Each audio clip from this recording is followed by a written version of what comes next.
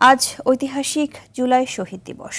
২০২৪ সালের এই দিনে কোটা সংস্কার আন্দোলন চলাকালে রংপুরে পুলিশের গুলিতে বেগম রোকেয়া বিশ্ববিদ্যালয়ের ইংরেজি বিভাগের শিক্ষার্থী আবু সাঈদ এবং চট্টগ্রামে কলেজ ছাত্র মোহাম্মদ ওয়াসিম আকরাম সহ অন্তত ৬ জন নিহত হন। সেদিনই কোটা সংস্কারের আন্দোলন রূপ নেয় বৈষম্যবিরোধী আন্দোলনে।